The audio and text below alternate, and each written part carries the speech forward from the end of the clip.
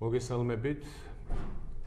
დღეს ვიწყებთ ჩვენს ვიდეო ბლოგებს ინგლისურ ენაზეც ქართველი მკითხველისათვის და იმედია რომ მას ასევე ბევრი მსმენელი და მაყურებელი ეყოლება.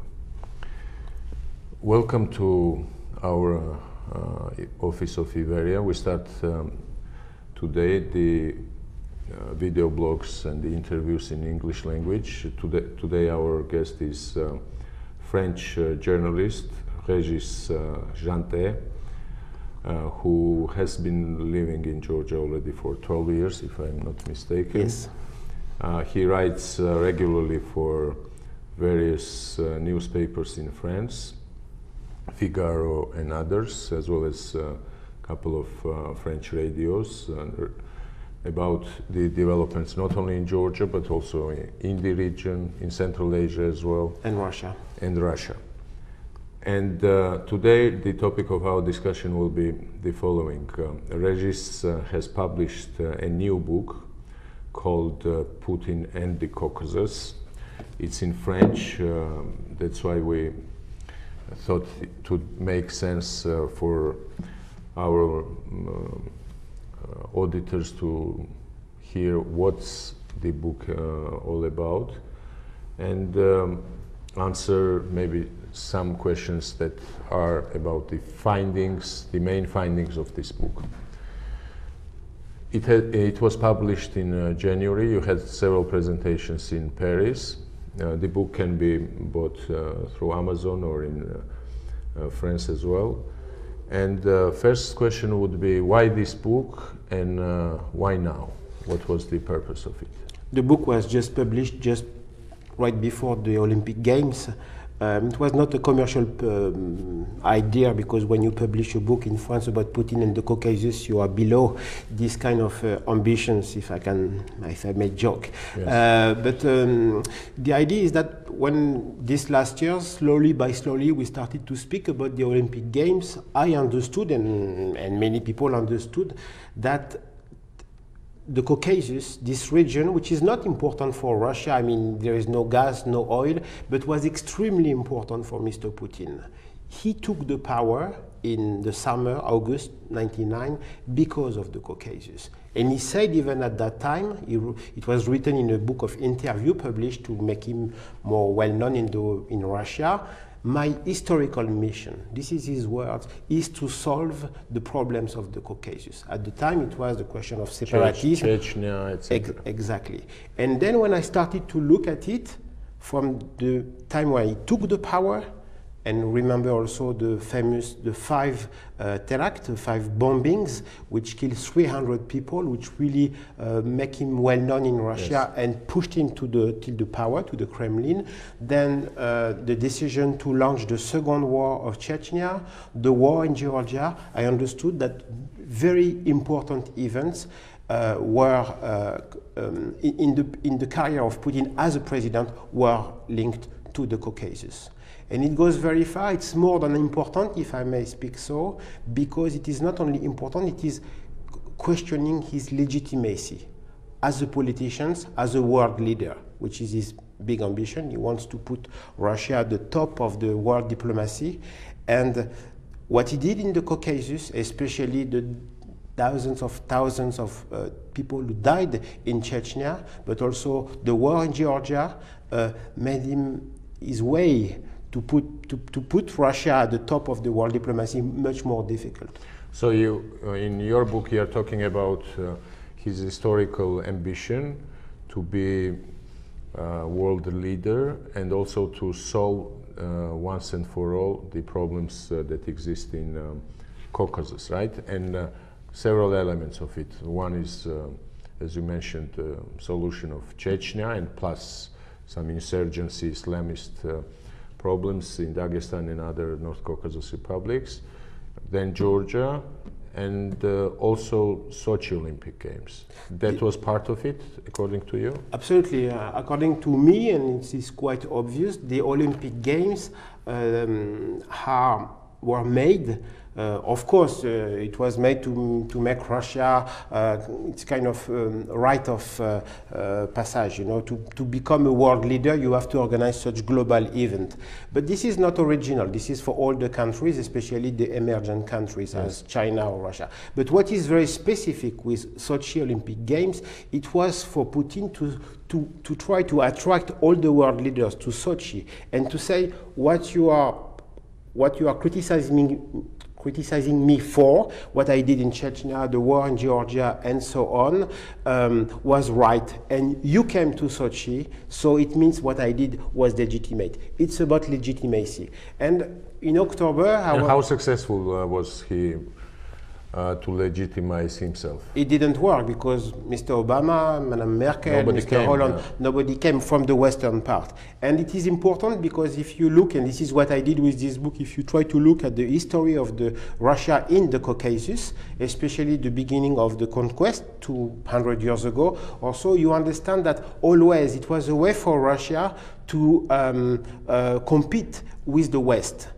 In the 19th century, the idea was to get for Russia its own colonies, its own empire, as the British one, as the French one, for example. And this is how, for example, if you look at the Russian literature of empire, they were speaking about Georgia, for example, as the Little Asia.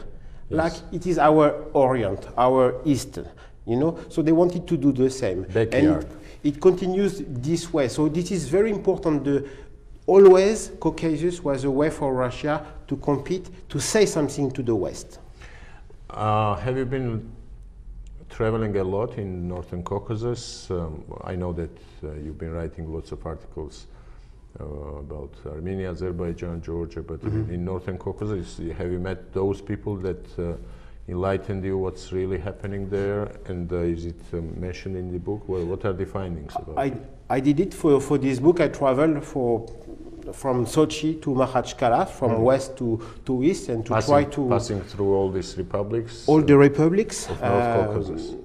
I started even in my COP, let's say, because I wanted to pay a lot of attention, of course, to the Circassian issue. Because one of the other reasons why I wanted to do this book, and in this case, it's not only about Putin and the Caucasus, it's about Russians and the Caucasus, because Putin is a kind of new avatar of the Russian power, is that these games, as we know now, are starting exactly 150 years after what the Russians consider as the final victory over the Caucasus. It's a bit by chance because Sochi was 4 times candidate to organize the Olympic. Four times. And the first times they won, and it is in 2014, this year. So it is a kind of anniversary. But more important, these competitions happen at the exact place where this victory was sealed 150 years ago in Krasnaya Poliana, the red field.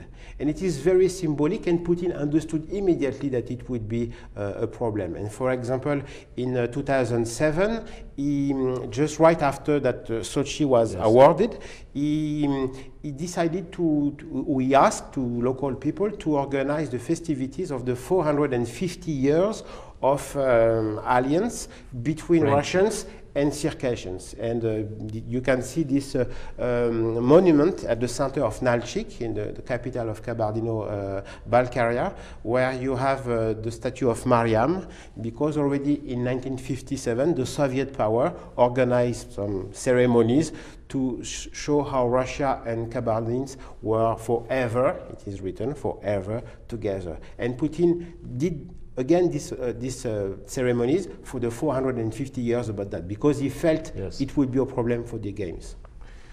Interesting. One of the chapters that is devoted to Mr. Putin himself was very interesting, I found. How he came to power and what were the reasons behind that this mid-level KGB officer finally became the leader of one of the superpowers of the world. It's a very difficult chapter because we have a lot of information with a lot of secret information. We don't have all the details. As I mentioned, when Mr. Putin himself arrived to solve the question of the Caucasus. But already the idea, the decision was made to launch again the second war of Chechnya, because Russia lost the first one in '96.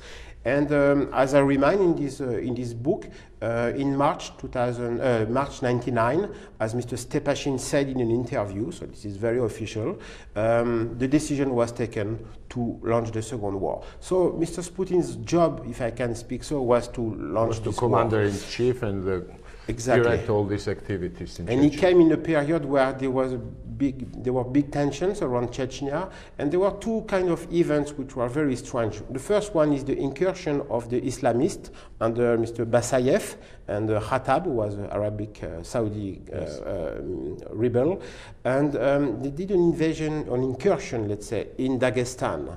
At the time, the observers, and this is what I recall in this book, the observers were feeling very strange about that. Not because these Islamists took part of some villages of Dagestan, but the way that they could go back to Chechnya. And what we understand when we analyze this, it was a way to say, you know, look, Chechnya is harboring the terrorists. So we have all the legitimacy to do the war again. And the second more important event is, even if it is because of Dagestan that the war was launched again, officially, but then it is this series of 5 bombings in Moscow in the south of Russia, killing 300 people within 3 weeks. And what is very important, and this is why I speak about the legitimacy, is the 6th one, which is the Ryazan one, on the 22nd of September, which was not, the bomb didn't explode because the people were looking at that and they understood that something was going wrong. For that one, we have proofs, evidences, that the FSB, the Russian Secret Services, were involved. Evidences. So it spoiled also the legitimacy of Mr. Putin, how he came to power. Interesting. I recall one of the books that I read by your colleague Laure Mardeville. She was working for Figaro, where she basically wrote about the whole history, how Putin became president, how he was chosen by the family of Yeltsin then. Interesting book about it. And one of them said that, of course, the decision about Chechnya was made well before he was chosen. Absolutely. And they just needed a guy who was trusted, and the decision about it was, in that decision, Berezovsky was participating and others, and final one was, proposal was made to him apparently in France when he was in Biarritz vacationing on the Atlantic coast. But more interesting, this is just an anecdote, but more interesting is how successful he's been so far to establish so-called Pax Putina, which you mention in this book, because Pax Putina, it's like a la Romana, Pax Romana or Pax Americana. How he managed to create this Pax Putina, or peace, as he understood the peace in the Caucasus or in Russia, and what are the findings, especially in Chechnya or other republics? It's mostly this chapter that I call... How stable is that? This chapter that I call Pax Putina is mostly dedicated to Chechnya. And I was there, and when you read a lot, when you speak with people there, former people who were fighting against Russia during the 2 wars, you understand 2 things, and this is the base of this chapter. First, the first thing is that the peace is really fragile. And basically, the peace is bought. Every year, Russia is paying $1 or $2 billion to bribe, to buy Mr. Kadyrov, who is the head of Chechnya today, who himself is buying the former warlords, because nobody is happy with this peace. And we should always recall that since 200 years, the Chechens are unhappy to live under the Russian roof. So the peace is fragile. What does it mean? Do you suggest that, or imagine the situation when Chechens can again try to... Absolutely, I will come to that point. But what I see first is that it is paid every year. It costs $2 billion to Russian federal budget. And Mr. Kadyrov then is paying. This is buying the peace in his region. And it is very difficult. He was using also violence for that. This is the first point. If the barrel of oil barrel would go down, it is around $100 now, to 50 within 2 years, what will happen? Russia would not be able to buy again this peace. So this is the first point. The second thing, if we think about Ramzan Kadyrov, the head of Chechnya, who looked like kind of stupid man, uneducated and so on. But if you look at his history, his father was a mufti, sure. Important person. And this family is coming from a branch of Sufism, which is named Kuntahajism, Kadiri, let's say. Which means what? And Kuntahaji, so the guys who created this branch of, it is in the 19th century. At the time, the Chechen people were about to be exterminated. And this man, was this religious person, he invented a kind of ideology, I would say, religious ideology. Written which was one? Partly, Books? yeah, okay. Which is peaceful. But it is not peaceful because he is a pacifist, a peaceful person, because this is peaceful in a way to regenerate the ethnos, the ethnic group of Chechens, demographically, economically, spiritually, and so on and so on. What does it mean? It's all about salvation. It's about salvation, absolutely, and waiting for the time when Moscow would be so weak that they could launch again the war. And this man Kadyrov is coming from this history. So I don't say that he's waiting for his time. Maybe he's very happy to collaborate, let's say, with Mr. Putin. But behind him, there is all this history. At least in long term, you think? In the long term. That's the intention of... Let's look at the history since then. What happened before the Bolshevik Revolution? What happened during the Second World War? What happened after the collapse of the Soviet Union? These 3 times, the Chechens tried to get back their freedom. So you're seeing that tendency, logical continuation of this philosophy you talk about? Absolutely. And this is even the core of the ideology today of Chechnya. If you go to the center of Grozny, you've got a new mosque, which is a copy of the Blue Mosque of Istanbul, okay? So named after his father, yes. Mr. Kadyrov. And 100 meters away from that, you've got the academy named Russian Chechen Academy, Kuntahaji. I see. So the name is for the Islamic teachings. Interesting. This question is very very much linked to another one, which is much bigger problem than Chechen issue. It's called Islamic extremism or threat, however you call it.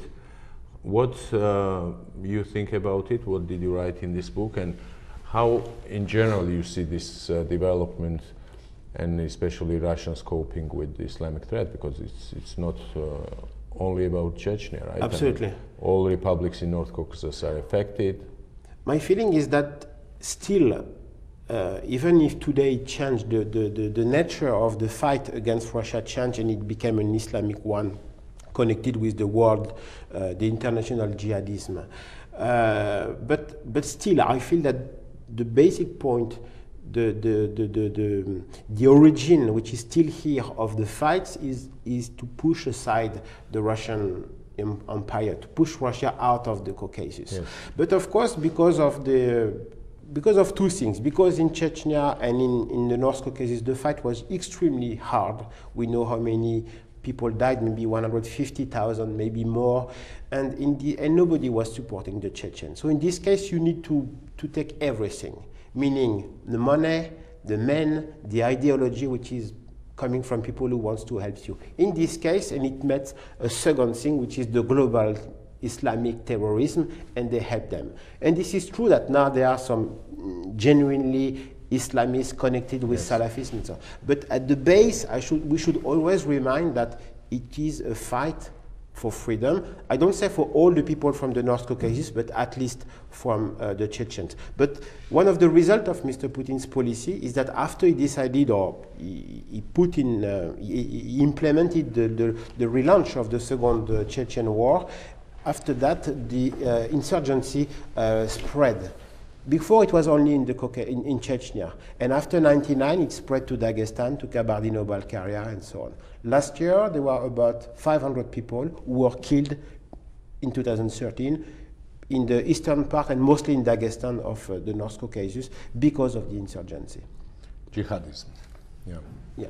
And the fight against them, mostly it was rebels who were killed, but also civilians and also policemen. So, as far as I understood, this idea of yours, when you talk about Pax Putina, so this peace established, enforced by President Putin is extremely shaky and not too stable, at least. If we look at the middle term or long yeah, term, absolutely. Mid and long term.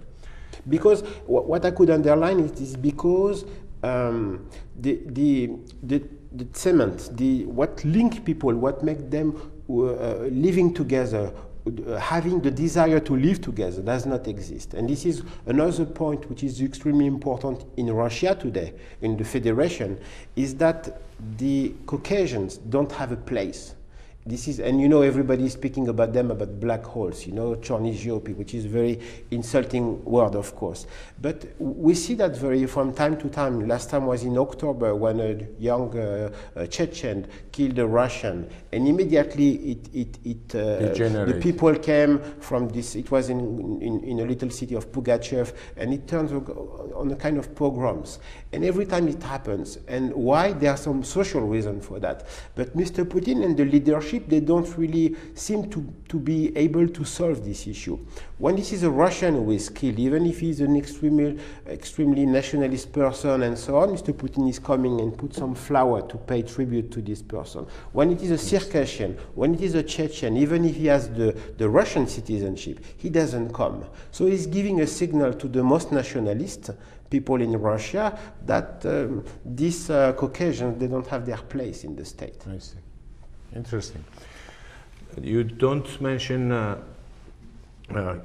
here in this book Ukraine, which is a very big issue now, but you definitely have a great chapter and good analysis of situation in and around Georgia. You have been living here in this country for the last several years. That's why you know a lot, as well as participating and writing in the discussions about the war in 2008. What your chapter about Georgia says, and how the readers can be interested to read that? Well, what are the main issues you're discussing there? Again, the book is mostly about Putin and the Caucasus, so I try to look at the war on the Russian side, let's say. I recall in this book that afterwards I understood that my first story for my media, it was a radio in this case, Radio France International, I did it not in August 2008, but in February. I didn't understand that it was about the war yet, and that I was writing or speaking about the war. And it was the mid-February when Mr. Putin was somewhere in Europe. I think it was an international summit, and he spoke with few journalists. And that day, and it is very strange that everybody almost forgot about that, but that day he said, as now part of the Western international community is about to recognize Kosovo. It was 3 days before the recognition of Kosovo. In this case, we will have Damashnaya Zagadovka, a homemade preparation for Caucasus. And here that day... Hidden plan. I well remember that, because there was a big issue here, not only in Europe, but especially here, because we understood exactly at that time that a war was coming, the pressure was increasing, absolutely, provocations were multiplying, which led to August war in 2008. And I well remember all these diplomatic or political declarations we were making, Georgians, as well as approaching our partners and colleagues in Europe, France, and elsewhere, yes, to alert them about the real danger that was coming, that it was not like only these words in general, but the real meaning that Putin said, Damashnaya Zagadovka, which means home. We understood here. What I mean is that when we now read some articles about that period, this is forgotten. And sometimes the debate is that Mr. Saakashvili was too much provocative and so on. I agree with that, but it is not important. It is important, but the most important is not there. It was not a war between Mr. Putin and Saakashvili. It was a war about Russia and its place in the world. So he was talking with Washington mostly, with Europe a bit, but first with Washington. I agree. That was not personal animosity, which probably was a bit, but I mean, bigger issue and larger picture, if we are serious enough, is and the real interests of Mr. Putin here. And it says something about Mr. Putin. Sometimes in Georgia I hear that Mr. Putin has no plan, he's just reacting. I disagree with that. I feel that this man has his ambition, he didn't change. I went to read some documents he did or he made adopting by various bodies in Russia as soon as the beginning of January 2000, I mean, few days after he came to power finally, and already you've got everything. He already speaks about the role of orthodoxy and its ideology. He already speaks about Eurasian space already in 2000, and now in 2014 we see the results of that, for example in Ukraine. He speaks about the necessity to get a multipolar world where the West would not decide alone and so on. So I think he's really consistent. He kept the same ideology. And this is important to get this in mind to understand maybe what he will do in the future. Absolutely, very interesting. So finishing with the future, what expects us, especially as you wrote in your book lots of things about Sochi Olympics. There are lots of talks not only in Georgia but in the whole belt, so to say, arc of neighbors of Russia, that pressure will grow definitely, because before Sochi Putin himself was not very eager to create new problems in his neighborhood. That's why after Sochi he will have free hand. So how you see, whether you evoke these questions here or in general, what do you think about I think that coming months, especially what concerns Georgia's or Ukraine's integration with the European Union, etc.?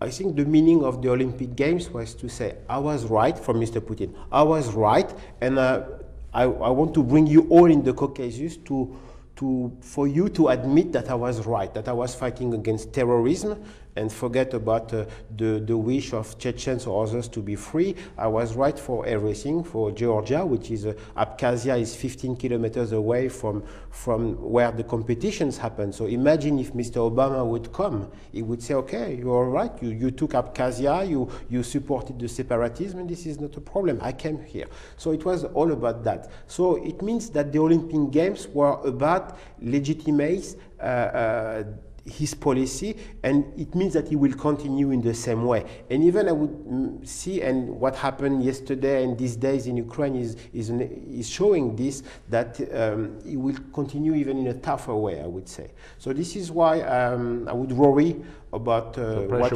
will happen. For example, the idea of a Eurasian Union, I don't think it is really because Mr. Putin is nostalgic as such about Soviet Union, but what he wants Russia to be extremely strong, and for that he needs not only to be Russia, because Russia is finally quite weak compared to China or Germany and so on, so to get a lot of countries around that he would control. Especially Ukraine, as Brzezinski used to say, Russia without Ukraine is no longer empire, and exactly. Russia with Ukraine, it's already a new version of Russian empire. Absolutely, and maybe the question could be, you can say exactly the same sentence with Georgia and the Caucasus. And this Georgia is what to we less extent, I think. It is less without Ukraine, of course, that's out of question. It's another issue, you're right, because it's another issue, you're right, because Ukraine is about also the identity of Russia and so on. But Georgia played a big role, and this is where the war happened. I mean, it was not in Ukraine for many reasons, but in 2008, this is where the war erupted. So this is quite important. And I remember, I want to recall one detail, which is very important. On the 28th of November, when the Vice Minister of Foreign Affairs of Georgia was in Vilnius to sign to paragraph the association agreement with Europe, on that morning, after 2 or 3 months of inactivity, the Russian border guards came to the ABL, the administrative borderline with Ossetia, and they were putting again some barbed wire around it to give the signal, we are unhappy that you are signing this document with Europe. Absolutely, I agree. Thank you. It was very interesting. Thank you very insights much. About your book. So I advise once again the readers in French, unfortunately, but it will be translated in English. We're thinking about that. Good. Otherwise, just listen to this discussion. My name is Mamuka Kudau, one of the founders of this analytical online magazine called IVERIA, and our guest was Regis Gente, a French journalist. Thank you for your attention. Thank you.